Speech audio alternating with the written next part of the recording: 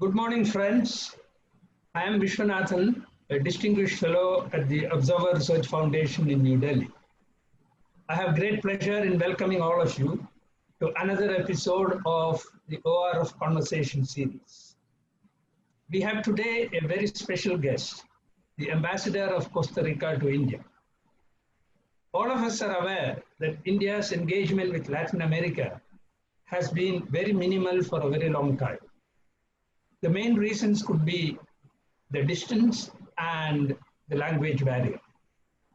Trade, diplomatic initiatives, and people-to-people contacts have been at a very low level.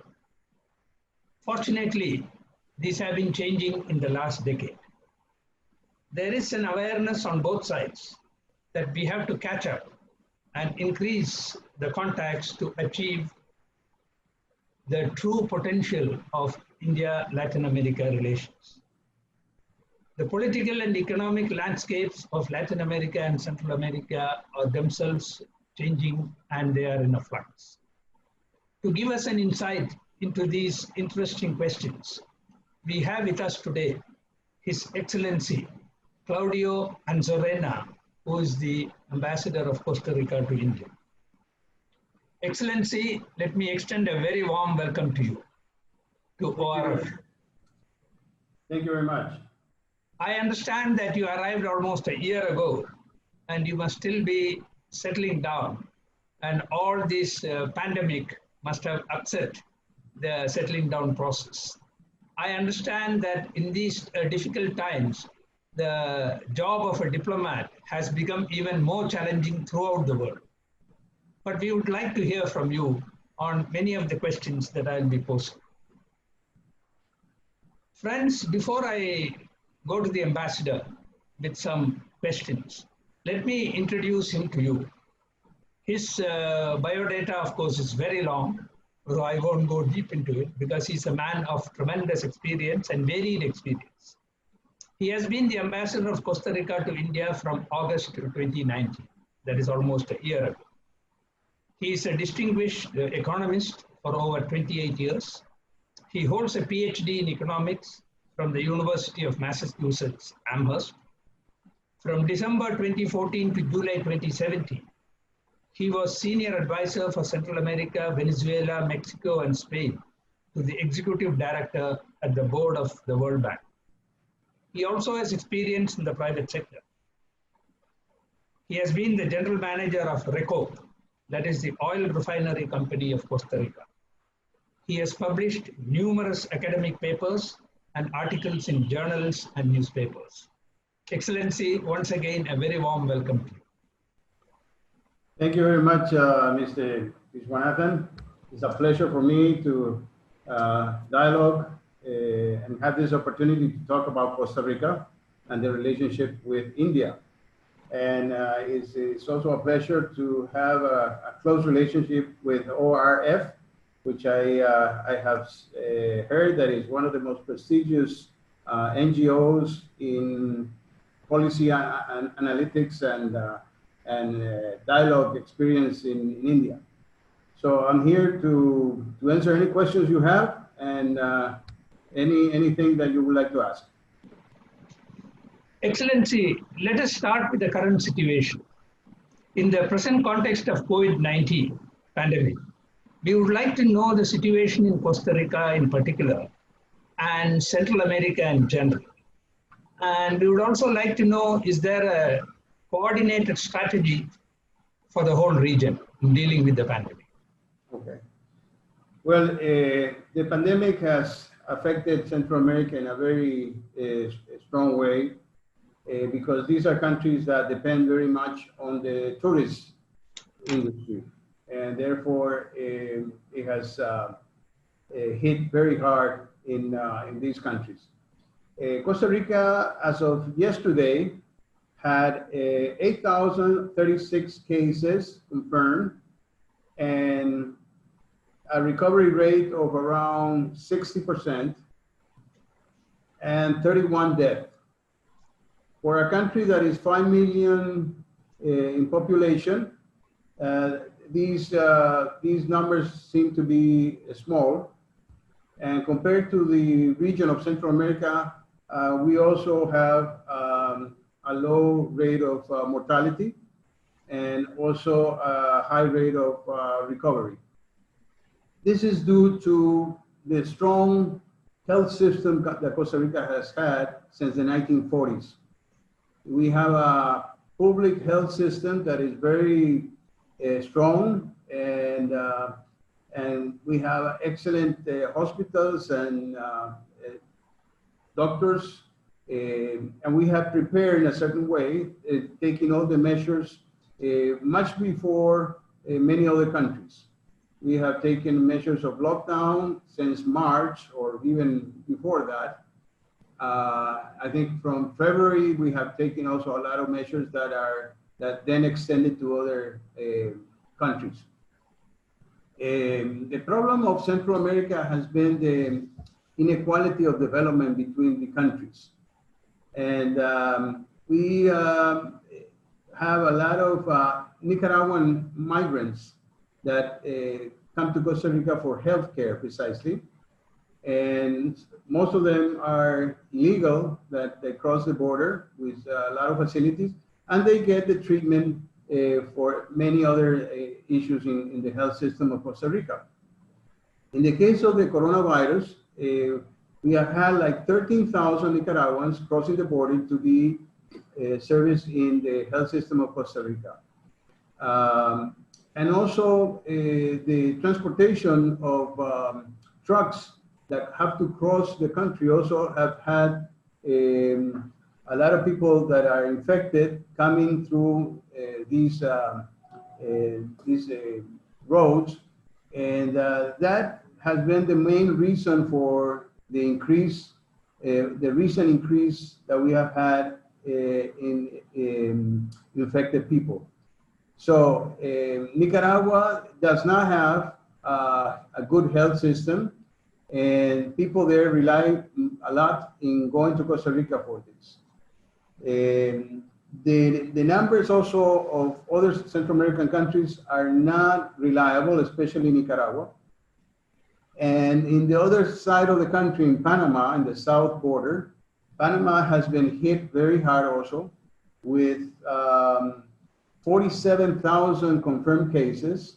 Panama is a country of 4.5 million people, and they have had 47,000 cases with a recovery rate of around 50% and 932 deaths. Guatemala has confirmed close to 30,000 cases and a recovery rate of only around 25% and 1,244 deaths. El Salvador, even though it has a very high population, it has had a smaller rate of infectious cases of 10,000 and 278 deaths and 6,000 recovered. That is around 60% recovery rate. And Honduras also, the data is unreliable. So Honduras and Nicaragua, we really don't know, but we think is very high. Now, has there been a regional strategy? SICA, which is the Secretary of Integration for Central America, which has its headquarters in El Salvador, has tried to put together some measures for all countries. And also we have obtained from the Central American Development Bank some grants, like $1 million each country, to buy equipment and medicine that each country needs for the coronavirus. There hasn't been more than that in terms of coordination for a regional strategy. Each country has had its own way of doing, dealing with the pandemic. And I think that this will depend on the strength of the institutional strength and the health system that each country has. In that sense, Costa Rica is well prepared. Thank you, Excellency. I'm glad to see that Costa Rica, in particular, is doing very well in tackling the pandemic. Now, let me come to India-Costa Rica relations in particular and India-Central America relations in general. We all know that it is nowhere near the true potential. What, according to you, Excellency, are the steps needed by both sides to improve our relations and engagement across all spectrum, that is political, economic, commercial, and also people-to-people contacts? Okay. You know, Costa Rica, even though it's a very small country and India is a very large country, we have a lot of things in common. In terms of some of the most important values that we have. For example, India is the largest democracy in the world, and Costa Rica is the oldest democracy in Latin America. So we believe very much in the institutional framework of democracy and the human rights.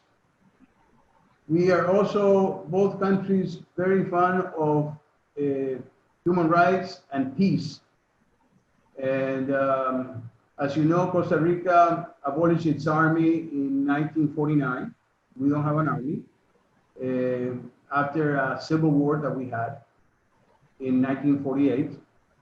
And the leader at that time was Jose Figueres, and he abolished the army, showing a real meaning of wanting to be a peaceful country and not having the army to protect ourselves, but the international law. In that sense, we can run a parallel with Gandhi and all the peaceful movements of India in obtaining its independence. So we share a lot of other values, like, for example, environmental concerns that we have, and what to do in terms of improving our environment and attacking climate change. In that respect, India and Costa Rica have joined forces in the multilateral organisms and forums and have put together, similar positions in this respect. Cooperation between Costa Rica and India has been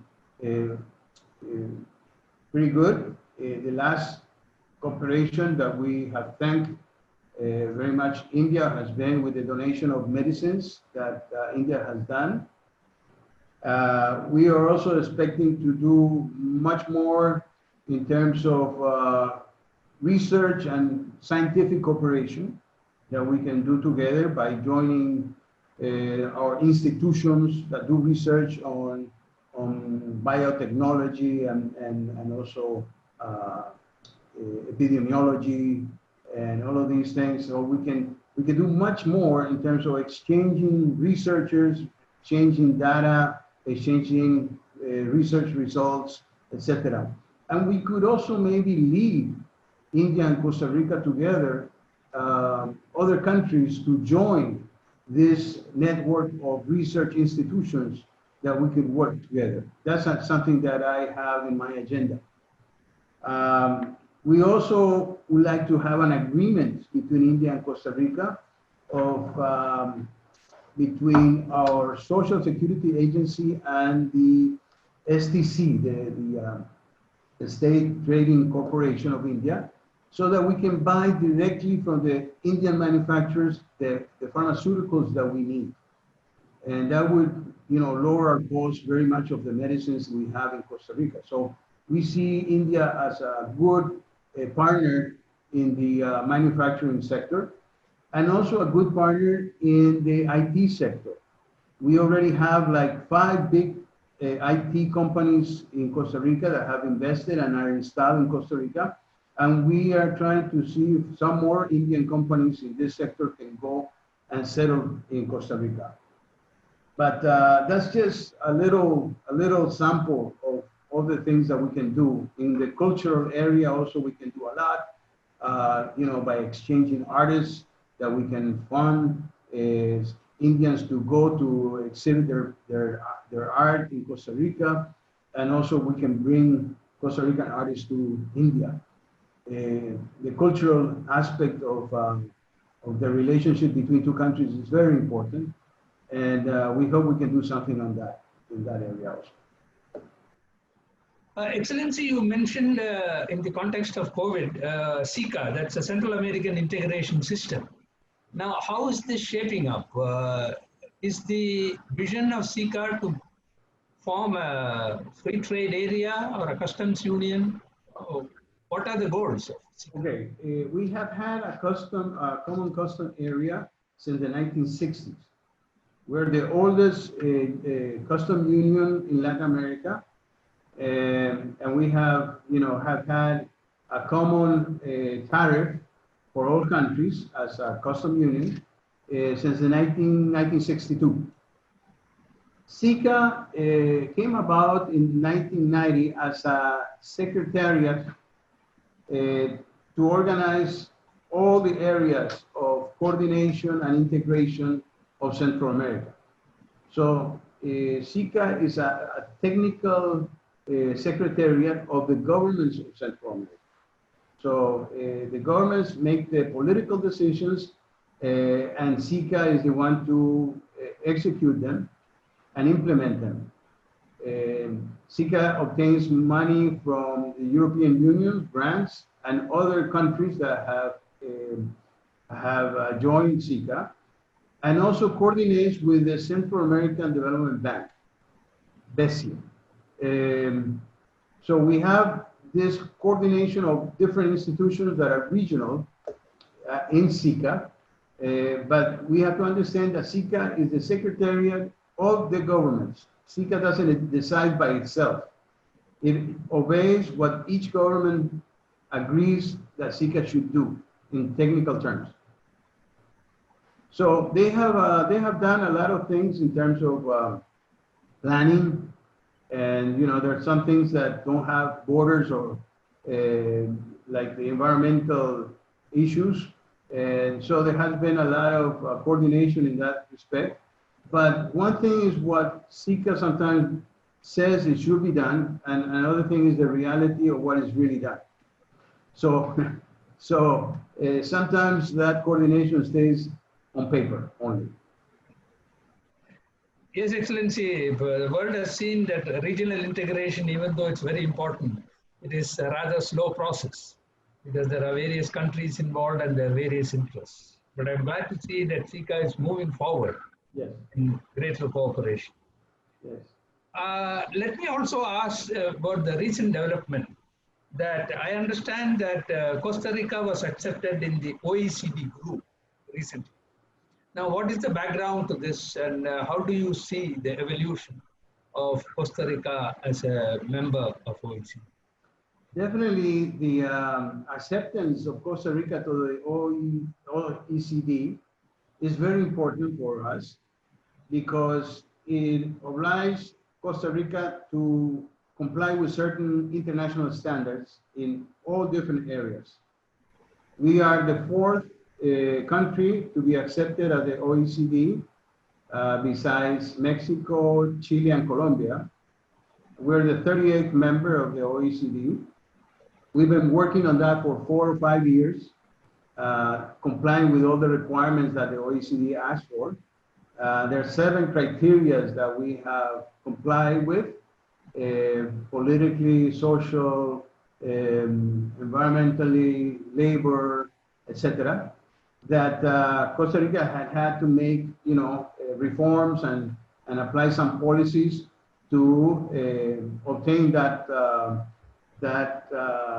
prize, I would say, of being accepted at the OECD.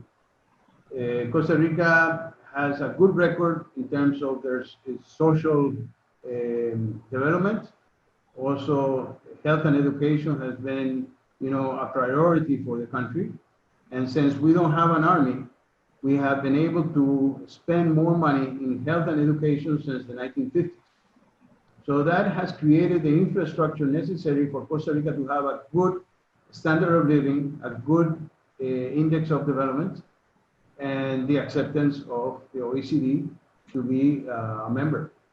So we're looking forward because this membership will bring more foreign investments, especially from other OECD countries, because OECD will monitor the development and the numbers and the data that Costa Rica has to show in every report. So it's more reliable, and also then that makes more trust in the investment sector, where Costa Rica has been very successful, by the way, in attracting foreign direct investment and attracting a lot of the main corporations, multinational corporations. And we've been able to create a hub of IT sector, also of medical devices and other manufacturers. Costa Rica has diversified very much in the last 20 years in its exports, and thanks to this increase in investment, foreign investment. Excellency, Costa Rica has taken some very good initiatives you had mentioned in environment, renewable energy, ecotourism and all that. So tourism must be a very important part of your economy. Not now, of course, with the pandemic, but pre-pandemic and hopefully after post-pandemic, Costa Rica must be depending a lot on tourism. Yes, very much. We have a very strong tourist industry because of the natural resources that we have. We have excellent beaches, we have rainforests, we have volcanoes, and a lot of national parks. Costa Rica has been very successful in reforesting its forests from the 1980s that were only 27% of the territory to now that is 54% of the territory is covered with forests.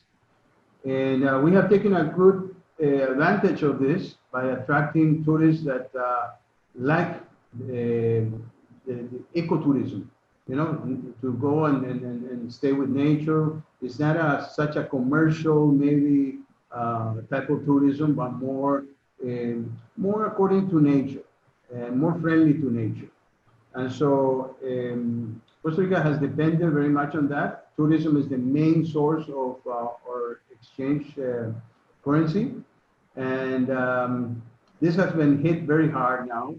And we are suffering very much because maybe I would say like 25% of the population depends directly or indirectly of the tourist industry. So it has a very negative multiplier effect all over the economy. We've been named last year champions of the world, champions of the earth, the prize that United Nations gives to the best country that has had the best policies for environmental protection. I understand that India got it a year before. And so that's another area where we have a lot in common. And we also have a decarbonization plan for 2050 to be zero fuel emissions, fossil fuel emissions. We are trying to see if we can move our energy matrix to a complete electric matrix. We have already 99% of our energy comes from renewable energy, basically hydro in like 75%. Then we have also aeolic wind energy, I think it's like 13%. And we have geothermal energy that is around 13%. So, and solar energy is around 1%. So we're trying to move away from fossil fuel combustion things. The only thing we need to change is the transportation system that still relies very much on fossil fuels. But we are now in the process of approving an electric train for the central part of the country, where we hope that Indian companies can come and participate in the tender that is going to come out probably at the end of the year. So yes, we have been affected, to summarize, by this pandemic problem. The tourism industry has been hurt very much, but we hope that next year we can recover it if things come back to normality. Thank you, Excellency. It was wonderful talking to you. And I'm sure all our viewers must have learned quite a bit about Costa Rica and Central America. I personally learned quite a bit from your very detailed explanations. So on behalf of ORF, on my own personal behalf, and on behalf of all the viewers, we thank you sincerely for taking the time to be with us for this interaction. This may be our first conversation, but this certainly will not be the last. We will continue to have more conversations in the future. Let me wish you all the very best in your assignment in India. And I hope you have a wonderful time here. Thank you very much, Mr. Viswanathan. It's been a pleasure talking to you.